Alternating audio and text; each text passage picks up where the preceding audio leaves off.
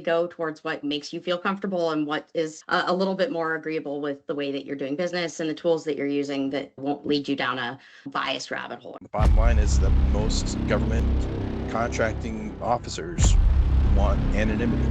They want smooth, and they want to know that, especially if they're going to take a chance on a new company, that things are going to go smoothly. And that's what GPSO can provide. They can provide that assurance that things will go smoothly. Sometimes the small business specialist will actually pay your company money to deliver education. But for most people, they're not your buyer. Yeah.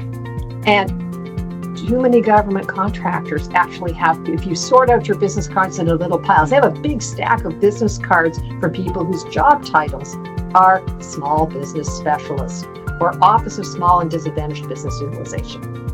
They can advocate for you. They can help you solve problems. Ironically, the more preparation you've done, the more helpful they're going to be. I have found a passion for helping people. As a recruiter in the recruiting space, as a recruiter, we're here to provide information and opportunity to you, the individual. It is your decision if you choose to take that job or decline that job. This is your career. Helping someone take that next step within their professional career the right way is very fulfilling for myself, and I can probably assume for others involved. You're not Accenture. Chill. Remember that whether you're two guys in a garage or you're Northrop Grumman, you only have so much time and energy available. And remember as well, and you and I have many conversations about proposals, you're going to spend time and you're going to spend money. All you get to choose is the mix. When you're thinking about all of this, when you're thinking about micro engagements and you're going, oh wait, it might not cost a lot of money, but boy, this is boring. It takes a lot of time. It takes a lot of research. I used to say this in a different way, and now I've removed it to take out the snark, and I want to put it this way.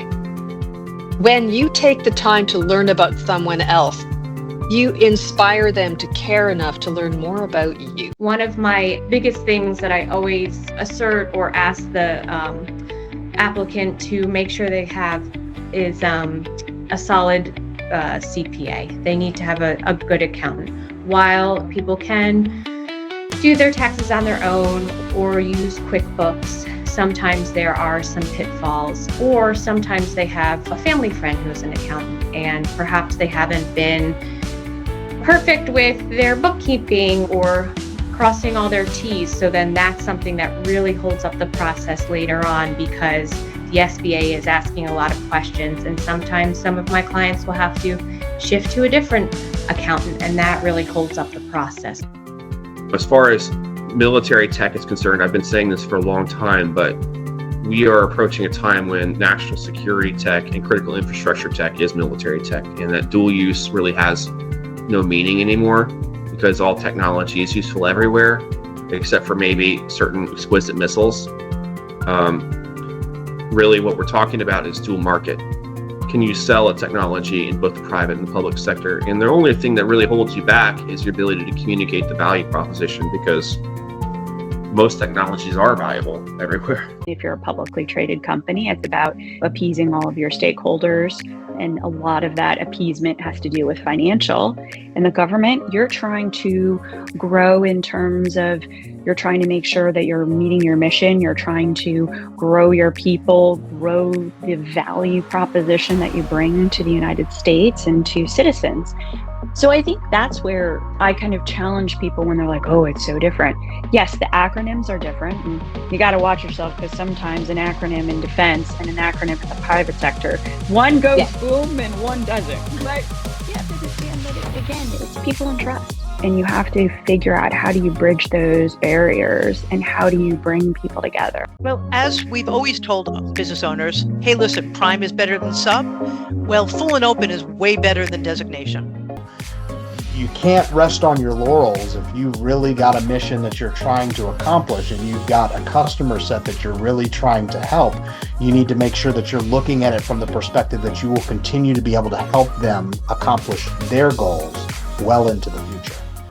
My bias around proposals is that it's content creation. So you can use that content for other marketing or white papers or that kind of thing. So it's not like a one-off advantages. But the notion of that is that process of recognizing the future state of what you're creating and putting into words by a certain time, helps people see, oh, yes, we better think about this. And if you want to respond to more of these, we better get these words out and these things understood more effectively next time, if we want to answer more. So that, again, speaks to the repeatability, so that they're not talking necessarily in the context of, we're recognizing our improved skills in innovation management, but they're starting to see, oh, we're really seeing where we want to direct our efforts around developing this, because now we see constraints beyond just what we wanted to accomplish.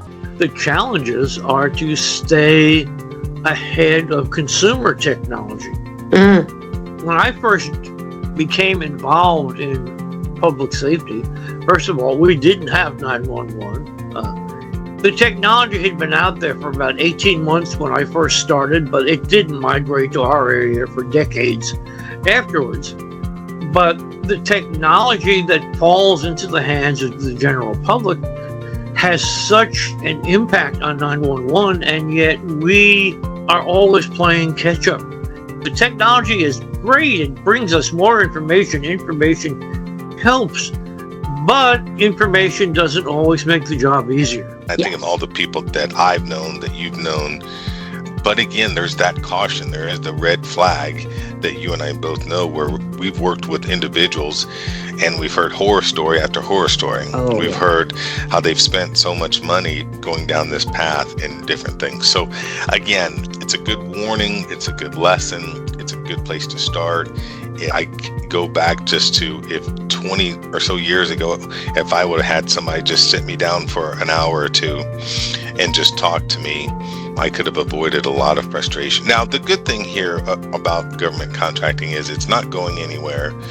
You can still be successful. All that we talk about is nothing is impossible. You can look at that at one hand and say, okay, those people have probably been in the job market before. But the reality I think a lot of people are missing is that if you've been in the government for years, 10 years, 15 years, whatever, 5 years, and you get promoted, when you get promoted, you go on to a 2-year probationary period.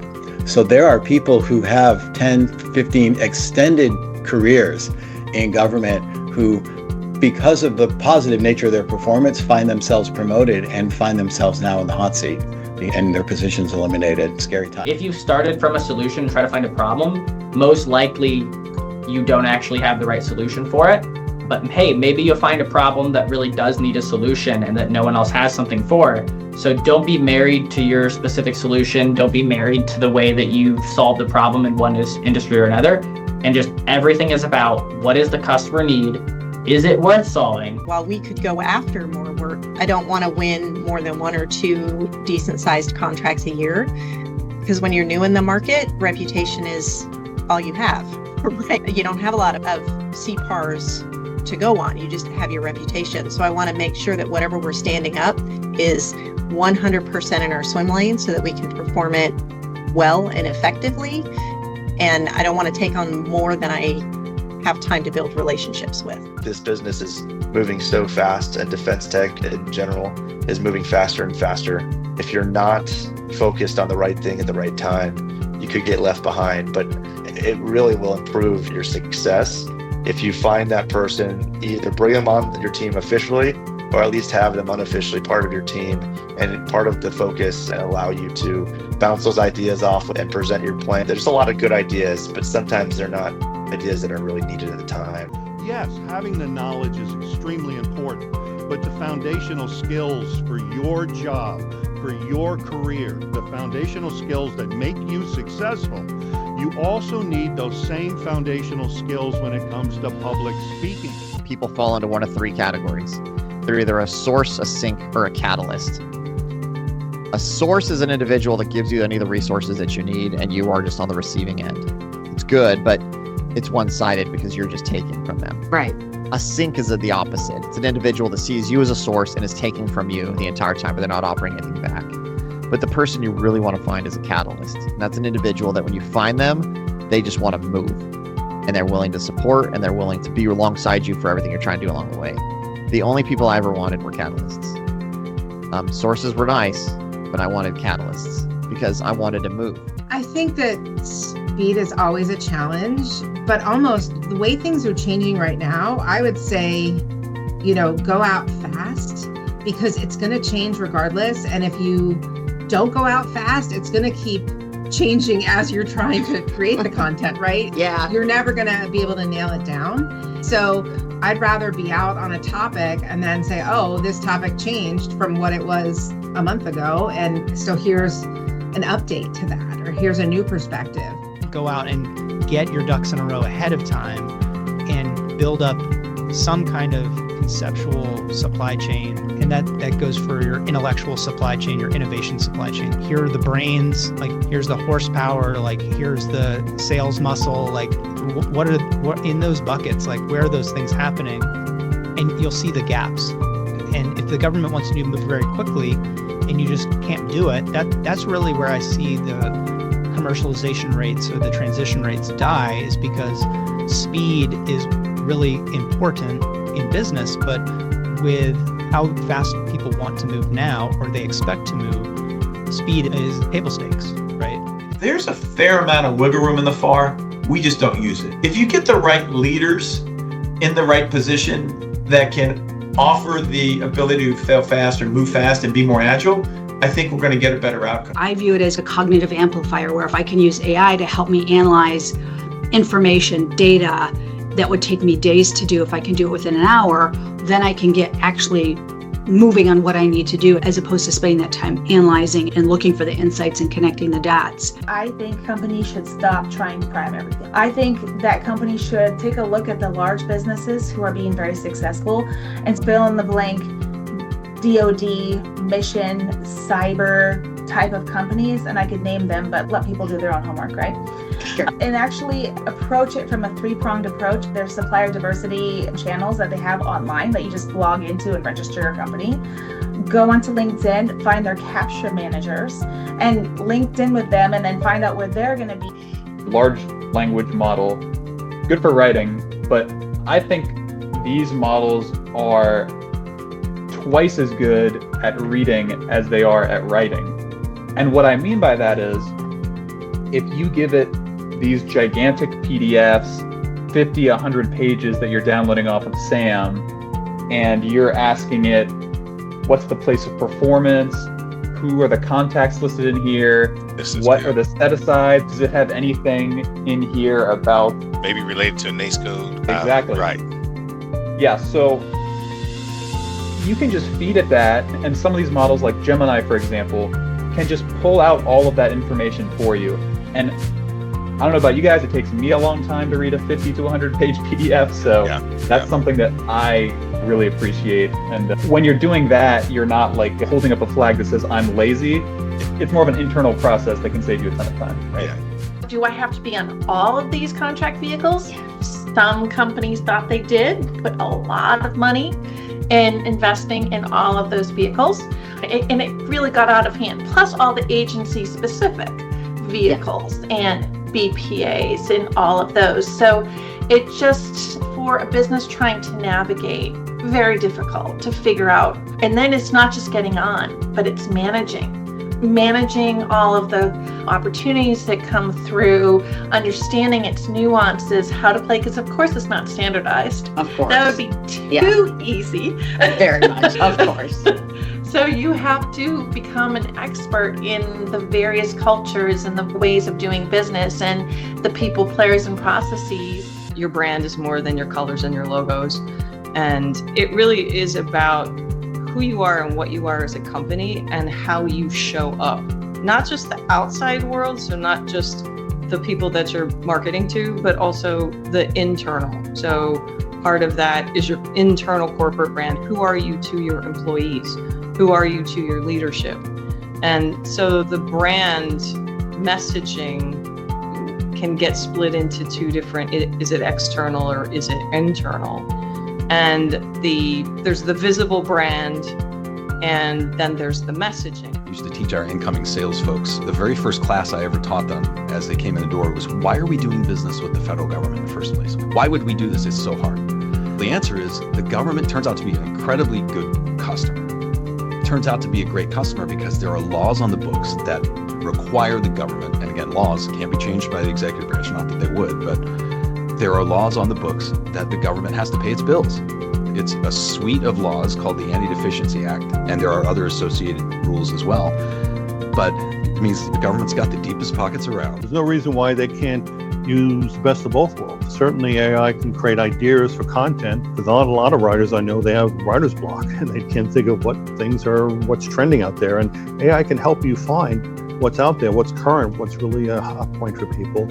And then they can develop a content that resonates well with their authenticity. And I think it really could give them certainly an advantage by using both their creative talents as well as AI's ability to craft ideas for content. A lot of applicant tracking systems have AI built into them. But the bottom line is the recruiter, the human, will review the resumes. Now, let's say if a recruiter's got about 100 plus applicants and resumes to sort through, they may just get to the top 20, the first 20 that applied. And if they find 5 or 10 that are good, then they'll just stop right there because time just won't allow it. And then they may or may not utilize AI to review the rest. But I think the majority and the good companies really are staying with that human touch. Everyone's an expert now. You know, like ChatGPT gets you all delulu, so you're delusional and you hallucinate. And you're like, we do this and we do that. And they're like, I don't do none of those things. But everyone submits the same response now. Everyone's a technical SME. So we're seeing a pivot to oral presentations now. Oh, interesting. We want to see you back it up. Proof is in the pudding. So bring your best SMEs up front and tell us how you're actually going to perform the solutioning. And they're going to use that as a way to also differentiate the storytellers from the actual people that can provide the service. Veterans are more prepared to start a company than they necessarily give themselves credit for. It's not imposter syndrome or anything, but I would go back to my earlier statement. Hey, I wanted to make sure that I was getting an MBA kind of paid for. Like I understood how the business world works and the language that's used. And that's part of the hurdle, I think. The learning curve, for transition. right. Yes, exactly. Someone came to me who I didn't know. Another company was being acquired by a large, and they had some duplicative and conflicting contract vehicles that they needed to get rid of before the sale or during the sale. And I guess this company was looking for someone that they could trust with their contracts, with these couple that they couldn't pass along to this new acquisition. And he was suggested to talk to me. So he reached out to me and it ended up working out. I had to jump through hoops that I didn't think were possible in order to get it done, but we were able to novate some government schedules to us, and we were able to become a prime contractor in our first year. My position was, there was the CEO, CFO, and there was me. I was third down this big company. So I get a call from my boss, who's second to top, and it sounded like something from The Godfather. It was like, the boss isn't happy with you. Literally, that's how it opened up. And I'm like, wow, this sounds like a movie. The boss isn't happy with you. And he goes on to say, he's sure I'll do the right thing. Take the rest of the day off. Think about it. I'm sure by Monday you'll be ready to sign. Oh, I thought about it. I thought about the fact that my career, my integrity, my professional ethics, and honestly, my freedom as well, not going to prison, was worth far more than a very highly paid job at a prestigious company with a great title. We'd love to live in this world where, hey, government just auto matches to a technology and capability and industry, and like magic happens and you get on contract. And the reality is, like, this world is very much who you know and how they know you. Being able to see the anxiety wash off someone when you tell them they're going to be able to retire at the time they want to, or even tell them they're going to retire early, or put their kid through school without taking out student loan at all. Again, I know I get compensated for that, but the personal joy and fulfillment I feel when I can assist with that and make their dreams come true, it's just incalculable. And going back to the service, feeling you're doing something for the greater good. I think the employee base of government is okay, but for contractors, it's a different story. They are probably receiving stop work orders and asked to stop taking on obligations on contracts they have unless those contracts are deemed essential and critical contracts. Companies really have to be mindful and in touch with their customer to understand which contracts are affected and which ones are not. And if this goes on long, then we're going to start to see employees get furloughed on the contracting community, or usually they're first required to take their lead. I'm so excited that my new book is coming out. It's called Break the Bottle, and it's about shattering limitations. It's actually being solutions thinking and how to achieve extraordinary success. And the book is really talking about some of the things that we actually truly bottle in, and how could we shatter some of those things, and that could take us to the next level, take us to the next stratosphere. Many of us struggle with fear and doubt and anxiety, and it cripples us and it makes us not take action when we could have so many other things that are in abundance for us when it comes to our careers, our businesses, our families, our health, you name it. And if you apply the framework that I talk about inside of this book of decision, direction, destinations, the 3Ds, you'll get extraordinary success. There are grifters out there in GovCon, and if they're coming in and guaranteeing your wins, or I've won millions of dollars, and I always cringe when I see these videos of like dollar signs, and I was like, I feel like I'm watching late night TV and it's an infomercial or something. I'm getting so tired of, oh, you did submittals, here's submittal clerk, how cute. And that's just a small piece of what we do, right? So it's everything from kickoff meetings and making sure that those kickoff meetings are documented so that anything that's discussed, so you can go back and say, no, we really talked about that. We talked about it here in the meeting. It's weather delays, it's project delays, it's getting pre-project pictures so that we didn't damage that sidewalk or that curb, because here's the picture before we mobilized and this is what it looked like. So it's protection from cradle to grave all the way through. Close out, it's warranty conferences. We stand behind a camera and train owner training. We film it so that we can give that over as one of the deliverables. It's so much in quality control besides just a submittal. Too many companies approach the government sale thinking that, oh, it's $1 trillion budget. I just need my little crumb from that and I'm going to be okay. That's just small-minded thinking. You really need to be thinking about what's the value you're bringing to that end user. What does the business case really look like? Most haven't really spent the time on the strategic plan required to think those things through. They're not always fun exercises, and it might help you come to the conclusion that there's no opportunity here and I shouldn't be pursuing this. Sometimes that is the answer. In business, there's this different, like a spectrum of ethics, right? There's like that's not illegal, so I can do it, or I don't have to do it, all the way to I want to do the very best I can do, right or wrong, regardless of profit. And I would argue and hope that people would see us as the company on that far. We'll do the best we can do, right or wrong, regardless of profit. Now, we have to be profitable or we wouldn't be in business, obviously, but we are a mission-driven company. And how that plays out with the customer is that we're fully transparent. Hey, this didn't go like we planned. What do you think? Here's what we think. Hey, we know that you're putting this order in late and we really can't deliver it on time, but what we're going to do is we're going to do everything humanly possible to make it happen for you, and then we do. And we built this like trusted relationship over time, and it takes a long time to do that, especially when we're working like with government customers, because especially now they're usually just a circle on a screen now. It's just really hard to build that relationship. But I think we've done that where hey, you know what, this happened, we were able to recoup some of the money on that, and then that's going back to the government to use for other programs. Doing that iteratively over, and we've done hundreds and hundreds of projects like that were small or even a little bit bigger. I think that it created trust, and then they gave us bigger and bigger opportunities. It's a complicated and nuanced question. Yes, Try to give is. a good answer for that, which is if you have something that you've built, whether it's hardware or software or other, and you believe in it and you believe that the Department of War needs it, then I would actually just stay the course. Just keep trying to do what you're doing, but with the things that we've had in this conversation and all the other conversations you've had as guidance, I would continue on that path, knowing that what you're providing is valuable.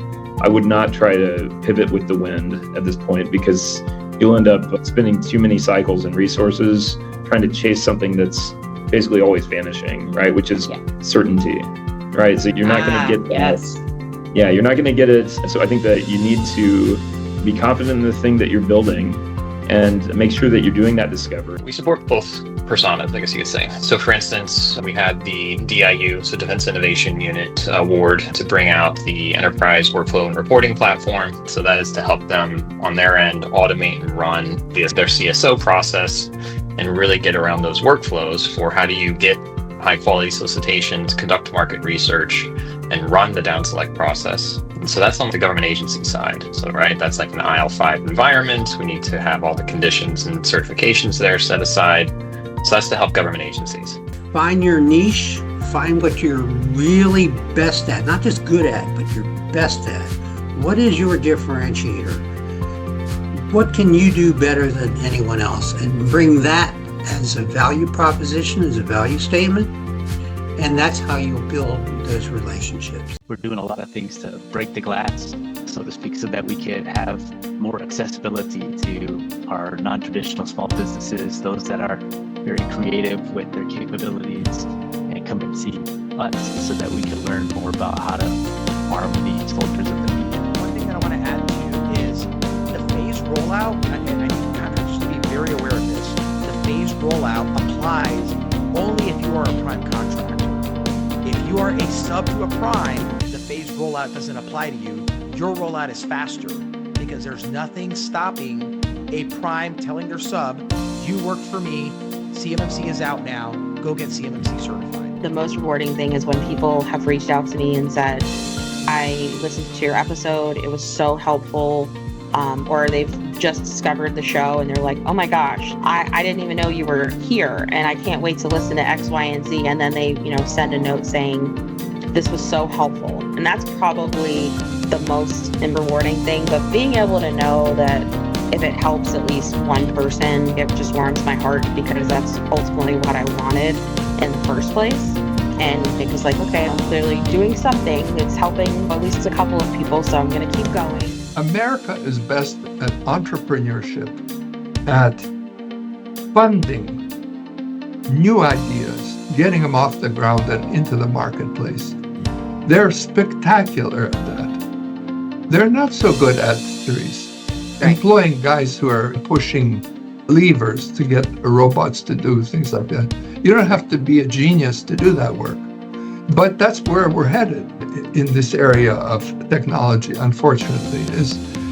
Just take the car industry, for example. Right now, why is the car industry split, half in the US, half in Canada? It's precisely because of this. The United States doesn't need to be in car manufacturing. It's not an area, okay, yes, it can be in car manufacturing, but that's not where its greatest strength is. You don't get to grow into where you actually have an effect until you cross over to the acquisition side, which means you do have to go through all those things that were taken out of the RDT&E, the SIBR, the SITR kind of process, and make it available. People often give me a weird look or a side eye, but sticky is the name of my game. Being memorable and making sure that you resonate and last